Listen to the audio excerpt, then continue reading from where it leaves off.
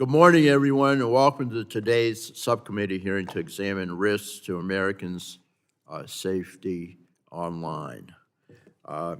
Today's hearing is an incredible, it really is extremely important, folks, and I'm thankful we are hitting the ground early this Congress to protect ourselves from, and our children more importantly, from dangers in the online world.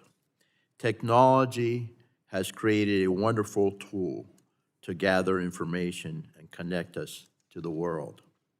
But with every new great tool, malicious actors have found a way to refigure technology to spread malice and harm people across the globe. While Congress has looked to build walls preventing these harms from occurring, we have failed to keep pace with technology. Take, for example, the important work Congress did to combat sexual exploitation of children. When Congress first worked on this issue, it was hard to imagine artificial intelligence could be used to create fake but lifelike, non-consensual, intimate images of children. Worse still, it was hard to imagine anyone so vile who would actually do it. But today, this detestable people are extorting children with technology, creating these images and uploading them online for the world to see. And it doesn't stop with deep fakes either. Criminals are masking themselves as friends or romantic partners to solicit intimate, authentic images of children and ransoming these images for a quick buck. Detestable, as I said. The pain these children experience is hard, and it breaks my heart, and I know it breaks your hearts too. We've got to do something about it. You ought to thank you for your work at the National Center for Missing and Exploited Children and for providing your expertise. We appreciate you so very much. Thanks for being here. Again, you're doing God's work. I'm looking forward to your testimony and why Congress must act immediately to stop this abhorrent practice. Congress must take a holistic approach to establish protections online, that's why I'm so proud to see many of our members working on different mechanisms to protect our children.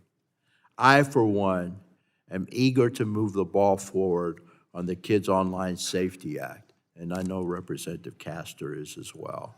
While this is not a legislative hearing, I'm hoping we can use this hearing to improve the legislation and enact a law that provides parents with the tools they need while also targeting illegal content from ever making its way to children's screens in the first place.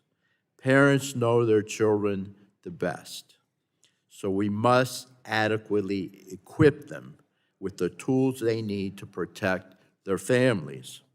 Unfortunately, it is clear the existing tools do not work. I'm tired of hearing big tech insist that solutions are already in place when it is clear they are not working. And it's true, they're not working. No more excuses, folks. We have to fix this. We have to hold big tech accountable. The very companies that have positioned themselves as the gatekeepers of our children's online safety continue to let us down, as I said.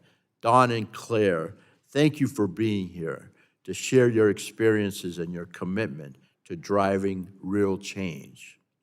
This hearing should not be partisan. It is far too important of any issue to use a political, this is not a political circus, folks.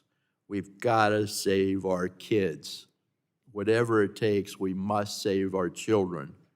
Many of us here today have introduced or are working on legislation to build protections from harms online. This is not a partisan issue, as I said before, and it impacts every one of our districts. And I know there are members here that will share stories, and I have one here. In 2022, McKenna Brown, a 16-year-old from the Tampa Bay area, tragically took her life after being victimized by cyberbullying through multiple social media apps and text messages. McKenna's parents knew none of this until it was too late. Since then, her mother, Cheryl, has been an advocate for change, urging lawmakers to give parents the tools necessary to keep the kids safe. I understand there are similarly situated parents here in the audience. Thank you so very much for coming. And I want to recognize your own stories, efforts, and commitment to protect children from online safety. So I do have other comments, but I don't want to run over. We are going to stick to the time. And I'm going to recognize now the ranking member from the great state of Illinois for her 5 minutes.